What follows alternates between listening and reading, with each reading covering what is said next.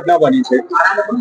આજરોજ સવારના 9 વાગ્યાના અરસામાં માંગરોળ પોલીસ સ્ટેશન ખાતે વાંકલ ગામથી 500 મીટર દૂર ના રસ્તા ઉપર એક યુવક અને યુવતી બંને 20 થી 25 વર્ષની ઉંમર છે અને એ બંનેને ગળાને ભાગે ઈજા થયાની પોલીસને જાણ કરતા તાત્કાલિક ઘટના સ્થળ પર પોલીસે પહોંચેલ છે અને છોકરી નું અત્યારે મરણ ગયેલ છે, તો એના માટે ઇન્ક્વેસ્ટ ભરી અને ફોરેન્સિક થી પીએમ કરાવવાની કાર્યવાહી ચાલુ છે અને જે છોકરાને ઈજા થયેલ છે એ છોકરો અહીં અત્યારે સિવિલમાં એડમિટ છે અને એની અત્યારે સારવાર ચાલી રહી છે.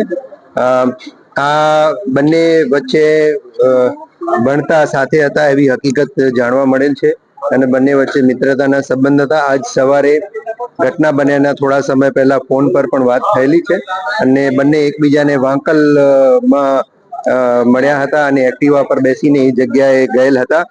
બંને વચ્ચે શું બનાવ બનેલ છે, શું અણબનાવ હતો, એની તમામ વિગત પોલીસ હાલ લઈ રહી છે અને આગળની કાર્યવાહી પોલીસ કરી રહી છે. સર, પ્રાથમિક ધોરણે શું લાગી રહ્યું છે? આ બંને જે રીતે અત્યારે છોકરો પણ કોન્શિયસ છે અને જે પ્રમાણે એની પાસેથી જે વિગત અમુક જે પ્રાથમિક દ્રષ્ટિએ પોલીસને મળેલ હતી એ બંને જણા એકબીજા સાથે પ્રેમ સંબંધમાં હતા એવું અત્યારે હાલ જાણવા મળેલું છે અને આગળ શું છે એની તપાસ પોલીસ હાલ કરી રહી છે.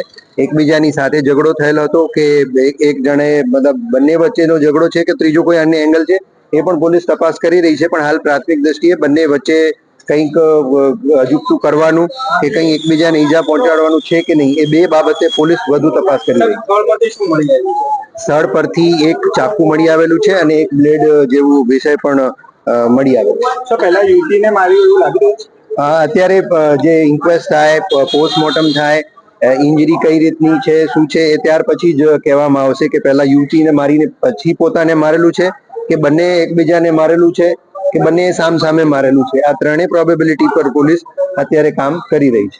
જ્યાં ઘટના બની ત્યાં કોઈ અન્ય વ્યક્તિ નહોતો, પોલીસને કઈ રીતે જાણ થઈ? આ ઘટનાની જાણ પોલીસને આજુબાજુથી પસાર થનાર વ્યક્તિએ કરેલી છે અને ઘટનાની જાણ થવાની 15 મિનિટની અંદર જ પોલીસ પહોંચી ગયેલી છે.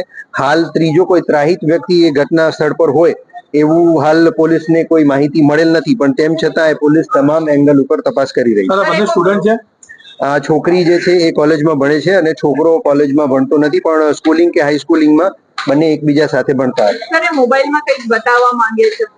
પોલીસ અત્યારે પહેલા તો એની ટ્રીટમેન્ટ થઈ જાય, ટ્રીટમેન્ટ થઈ અને ડોક્ટર જ્યારે કહેશે ત્યારે પોલીસ ફર્ધર એની પૂછપરછ કરશે. એ પોલીસને કંઈ જણાવવા માંગતો હશે અને ડોક્ટરની અનુમતિ હશે તો ચોક્કસપણે તાત્કાલિક પોલીસ એ વિગત લઈ લેશે, પણ હાલ ડોક્ટરના કહેવા પ્રમાણે એની ટ્રીટમેન્ટ કરવી એ પ્રાથમિકતા છે કે જેથી ખરેખર વાસ્તવમાં શું બનાવ બન્યો એની આપણને જાણકારી મળી શકે. મારું નામ ડૉક્ટર આરતી, નવી સિવિલ હોસ્પિટલ સુરત. હવે આ કેસ રિલેટેડ એક પેશન્ટ આવ્યું છે, માંગરોળ CHCથી 108માં રિફર કરવામાં આવેલ છે પેશન્ટને, ને પેશન્ટના ગળાના ભાગે ઈજાના નિશાનો છે. પેશન્ટની અત્યારે હાલ તો કોઈ હિસ્ટ્રી ખબર નથી માટે, અને પેશન્ટથી બોલી શકાતું નથી ગળાના ભાગે ઇન્જરીના કારણે. પેશન્ટ નામ સંજયભાઈ છે અને નર્મદામાંથી એમનું રહેવાનું નર્મદામાં છે.